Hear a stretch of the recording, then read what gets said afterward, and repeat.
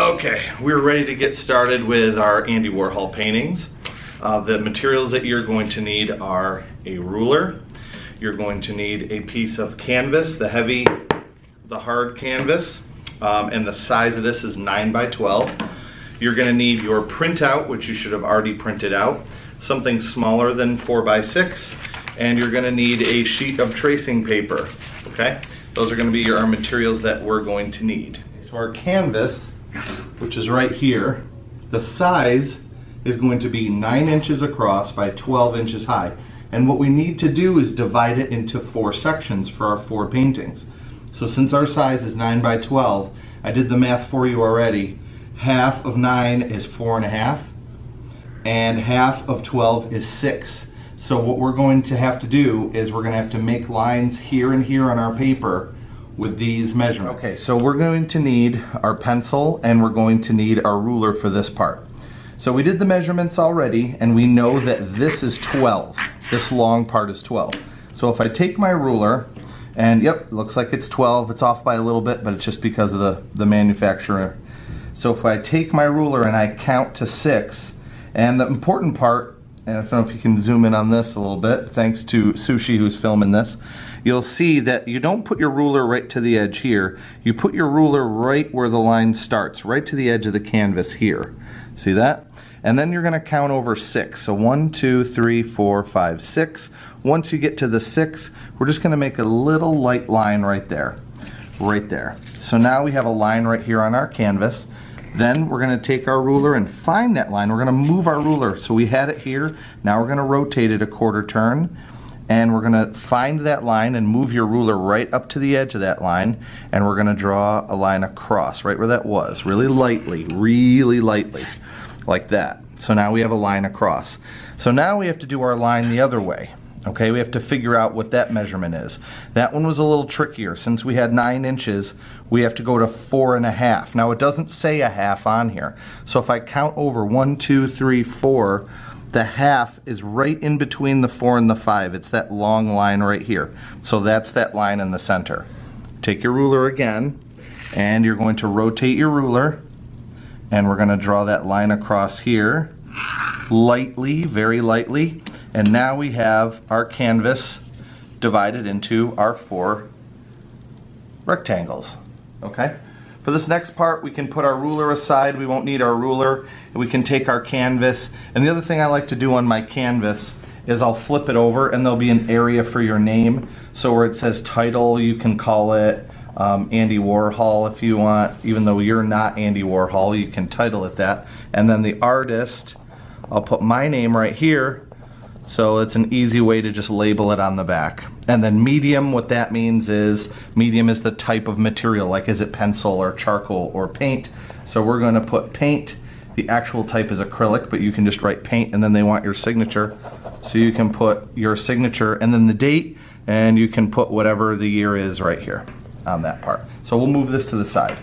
So I have my printout. I know it's weird, but I'm a big fan of Diet Coke. I just like how it tastes better. So I think Andy would really approve if he knew that I was doing Diet Coke, because he really liked Coca-Cola a lot. So you're going to take a piece of tracing paper. Tracing paper is not perfectly see-through, but you should be able to see through it well enough. And if you can see, you should be able to see through it. If you're having trouble seeing through it, you can always tape it to the window and you'll be able to see through a little easier. But I can see through mine just fine. And I'm going to forget about this 24 pack in the corner. I'm just going to do my design and my logo. At this point, I've sped up the camera a little bit so you can see how I do the tracing. What I'm trying to do is press nice and hard with my drawing pencil and get every part of it, the shadows, the outline of the logo. I try to really get the entire thing. You don't want to forget any parts of it, and really make sure that you get around the outside like I'm drawing here, the lip of the can, and you may actually forget a part and need to go back in. So after checking it, I realized that Okay, so the next part, we're going to take a look at it, make sure it's okay. Yep, I didn't forget anything. Oh, I did. I forgot there's a little swoosh underneath that I couldn't see. So I can go ahead and add that in too. There's a little, they have a little that. We'll put that in right underneath. Okay, so we can move this out of the way now. And now what we have to do, and the reason we traced it is we want to make sure that we can get it exactly in all of these different spaces. So what's going to end up happening is we're going to have 1, 2, 3, 4 of these in here. And we're going to use a method that's called trace and transfer. Okay, so this next part is called trace and transfer. So once we've done our trace, we've done the half of trace and transfer, now we have to transfer it. So I'm going to take my paper and flip my paper over. A lot of times people will just scribble over top of here, and we don't want that. Flip your paper over. Once your paper is flipped over, you're going to take your pencil, and on the back you are going to scribble, and you're going to get as much of the graphite from your pencil on the back as you can. So I am scribbling over top of my whole logo here and covering it up. I don't need to go way out here. I only need to do the scribbling where I have my Coke can. So I start to scribble and I get a good thick amount. And if your pencil starts running out a little bit, what you can do is rotate your pencil. And when you rotate your pencil, it gives you a new side of it, and it'll give you more graphite for you to use. So sometimes it'll run out, and mine's starting to run out now, so I'm going to turn my pencil a little bit. And when I turn my pencil, it's going to give me a new amount of graphite that I can use. There, now we're done with that. The next step, and it's very important, is we flip it back over. We flip it back over. So we have all this graphite on this side, and on this side we have our drawing going the right way. We're going to take our canvas, we're going to put it down on our canvas like this, and now we're going to retrace it, okay?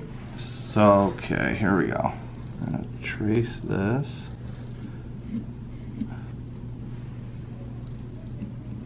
If you peek, yep, see how it's starting to transfer over?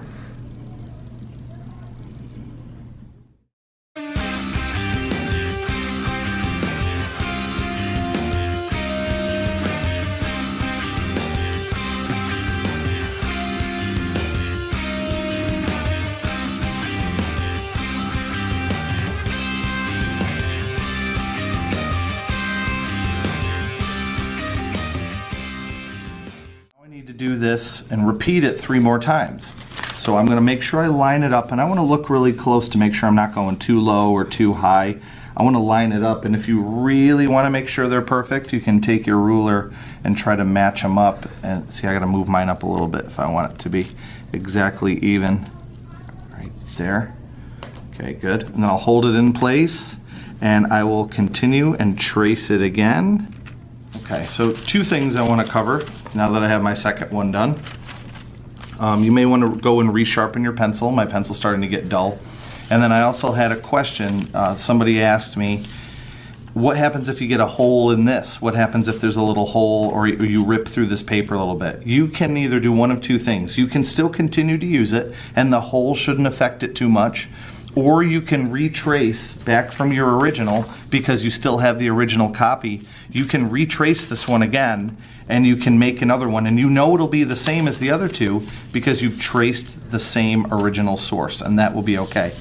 So I'm going to go and sharpen my pencil, and I will be right back. Cut. Okay, so now, as you see, we have 4 of them done, and they're really light, and that's what we want. We don't want them to be really dark. Normally the question I get is, should I go back over them and make them darker? No, we don't want that. We want it light because we're going to be going over it with acrylic paint. So we want to have it very light so the paint will go back over top of it. So this stage we are finished, and now we're going to begin, or rewind. Oh, no, I'll edit. Keep going, keep going. I'll edit this out. At this point we are done with the pencil, and we're going to move on to stage 2, which is the painting part. So thanks for watching part 1. Part 2 will be the painting. Alright, I hope you liked my video. Look down below and click like and subscribe.